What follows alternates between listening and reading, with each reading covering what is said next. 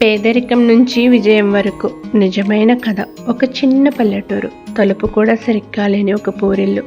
అమ్మ రోజు కూలి పనికి వెళ్తేనే కానీ ఇల్లు గడవని పరిస్థితి. ఎందుకంటే నాన్న అనారోగ్యం వల్ల మంచానికే పరిమితం కాబట్టి. ఈ పరిస్థితుల నుండి పుట్టిన ఒక అబ్బాయి కథ ఇది. ఆ అబ్బాయి పేరు రవి. బాల్యం తనకి కావలసినది ఏదీ ఇవ్వలేదు. చదువు అంటే చాలా ఇష్టం, కానీ స్కూల్కి వెళ్ళాలంటే పుస్తకాలు కూడా కొనలేని పరిస్థితి.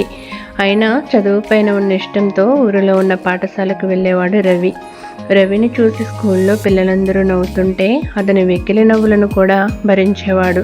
కానీ నువ్వు చదివి ఏం సాధిస్తావరా అని కొందరన్న మాటలు అతని మనసులో బాగా నాటుకుపోయాయి. పరిస్థితులు మారలేదు, కానీ అతని ఆలోచన మారింది.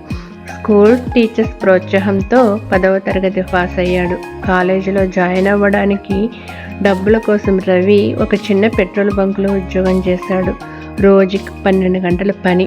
రాత్రి ఇంటికి వచ్చాక పాత పుస్తకాలు తెరచి చదువు. కానీ అతని జీవితాన్ని మార్చింది ఒక నిర్ణయం.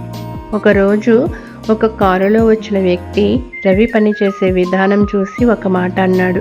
నీ కళ్ళల్లో ఆకలి ఉంది, ఎదగాలని ఆకలి. ఆ మాట రవిని బాగా కదిలించింది. తాను కష్టపడి దాచుకున్న డబ్బులతో ఒక ఫోన్ కొనుక్కున్నాడు. ప్రతిరోజు వీలు కుదిరినప్పుడల్లా మొబైల్లో ఫ్రీ క్లాసెస్ చూసేవాడు. రాత్రి ఎక్కువ భాగం చదువుపై దృష్టి పెట్టాడు. నిద్ర తక్కువ, ఏదో సాధించాలి అన్న తపన ఎక్కువ. కష్టాలు, అవమానాలు, ఓపిక. చాలాసార్లు ఫెయిల్ అయ్యాడు. ఇంటర్వ్యూలో రిజెక్ట్ అయ్యాడు. డబ్బులు లేవు, కానీ ఒకటి మాత్రం వదలలేదు, ప్రయత్నం. విజయం ఒక్క రోజులో కాదు, 3 సంవత్సరాల తర్వాత రవి ఒక మంచి ఉద్యోగం సాధించాడు. ఇప్పుడు అమ్మకు కూలి పని చేయవలసిన అవసరం లేదు. నాన్నకు ఆరోగ్యం బాగుపడింది.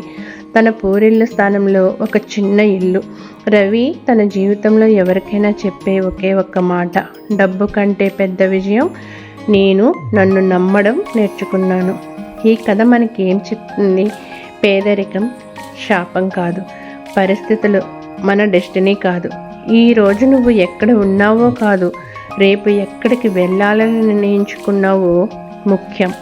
నీ కల చిన్నగా ఉండొచ్చు, కానీ నువ్వు ప్రయత్నం పెద్దగా చెయ్యి.